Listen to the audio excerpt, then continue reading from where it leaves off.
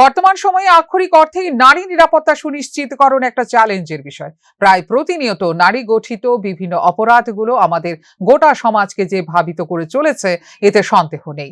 এরই মধ্যে আজ আগরতলার একেবারে প্রাণ কেন্দ্র হিসেবে পরিচিত বটতলা এবং সন্নিহিত এলাকায় জিরানিয়া এলাকার এক রিকশা চালক এক স্কুল ছাত্রীর সাথে অভব্য আচরণ করে বলে অভিযোগ।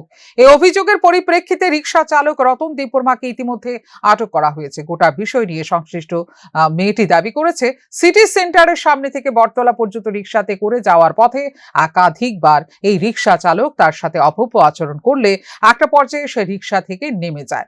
তাকে নামিয়ে দিয়ে সংশ্লিষ্ট রিকশা চালক রিকশা নিয়ে পালিয়ে যাওয়ার চেষ্টা করলে মেয়েটি ফল ব্যবসায়ী সহ অন্যান্যদের বিষয়টা জানালে মুহূর্তের মধ্যেই তাকে আটক করা হয়। আঙ্কেল, আমি ওই তোমার সিটি সেন্টার থেকে তাইনের সাথে উঠছি। হ্যাঁ, তো তাইনে আমার প্রথমে জিজ্ঞেস করছে যে কই যাবে, আমি কইছি বটতলা ব্রিজের সামনে। তো দেন তাইনে কয় ঠিক আছে চলো।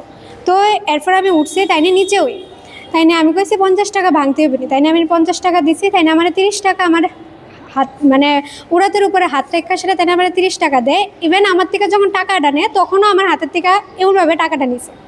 তো তারপরে আমি বলছি এটি আবার কোন ধরনের টাকা দেওয়ার সিস্টেম। তো তাই নিয়ে গেলো না না এটি এমনি লেগে গেছে আর কি। তো এরপরে উঠলাম। তো ওঠার পরে কিছুক্ষণ এই তোমার উড়াল ফুলের একটু এই জায়গাটার মধ্যে যে অনেকটি দোকান যে আছে, তো এইখানে তাই না আমার কয় তোমার বাড়ি কই। আমি কইছি আমার বাড়ি বটদোয়ালি। তাই না কয় যে তোমার আমার বাড়ি জিরানিয়া, যাইবানি তুমি আমার লোকে। আমি কইছি আপনার বাড়ি জিরানিয়া, আমি গিয়া কী করু। কয় না না জিরানিয়া যাইবানি, চলো আমরা যাবো।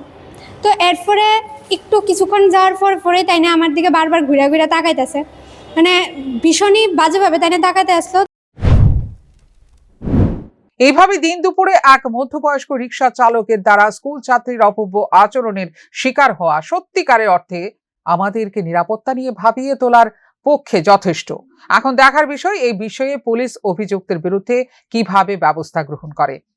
ফিউরো রিপোর্ট, নিউজ নাও।